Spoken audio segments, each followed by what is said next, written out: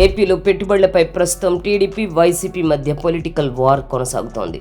రాష్ట్రంలో కొత్తగా వస్తున్న భారీ ప్రాజెక్టుల ఘనత తమదేనని వైఎస్ జగన్మోహన్ రెడ్డి చేస్తున్న ప్రచారంపై కూటమి ప్రభుత్వం తీవ్రంగా మండిపడుతోంది. ముఖ్యంగా గ్రీన్ కో సంస్థ పెట్టుబడుల విషయంలో జగన్ గతంలో అనుసరించిన వైఖరిని కూటమి ప్రభుత్వం తప్పుపడుతోంది. గత వైసీపీ ప్రభుత్వ హయాంలో గ్రీన్ కో సంస్థను జగన్ తీవ్రంగా వేధించారు. చంద్రబాబుకు అనుకూలమైన సంస్థ అని ముద్రవేసి ప్రాజెక్టులు పూర్తయి విద్యుదుత్పత్తి జరుగుతున్నా కనీసం పైసా కూడా చెల్లించకుండా ఆ సంస్థను ఆర్థికంగా దెబ్బతీశారు. దీనివల్ల గ్రీన్ కో సంస్థ దాదాపు 3 ఏళ్ల పాటు ప్రభుత్వంతో న్యాయ పోరాటం చేయాల్సి వచ్చింది. ఆ సంస్థ క్రెడిట్ రేటింగ్ ను కూడా జగన్ అండ్ కో తొక్కేశారని ప్రభుత్వ వర్గాలు చెబుతున్నాయి. నేడు అదే సంస్థ పెడుతున్న పెట్టుబడుల క్రెడిట్ మొత్తం తనదే అంటూ జగన్ కొత్త డ్రామాలు ఆడడం విచిత్రంగా ఉంది. 2014-19 మధ్య కుదిరిన ఒప్పందాలను సమీక్షించే పేరుతో జగన్ ప్రభుత్వం 21 రెన్యూవబుల్ ఎనర్జీ PPAలను పవర్ పర్చేజ్ అగ్రిమెంట్స్ ని రద్దు చేసింది. జగన్ తీసుకున్న ఈ మొండి నిర్ణయాల వల్ల రాష్ట్ర ప్రతిష్ట అంతర్జాతీయ స్థాయిలో మంటగలిసింది. అప్పటి కేంద్ర మంత్రి ఆర్కే సింగ్ స్వయంగా లేఖ రాస్తూ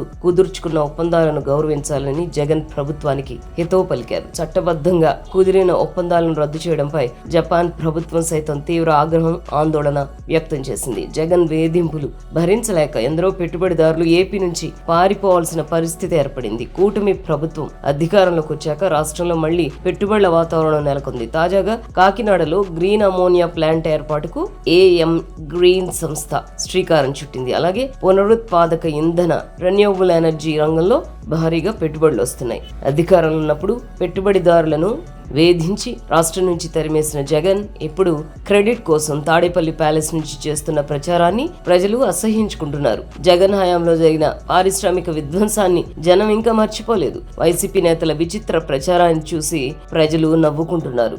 జగన్ అధికారంలో ఉన్నప్పుడు అభివృద్ధిని అటకెక్కించి ఇప్పుడు అన్నీ నేనే తెచ్చా, నేనే చేశా అంటే నమ్మడానికి ప్రజలేమన్నా పిచ్చోళ్ళా?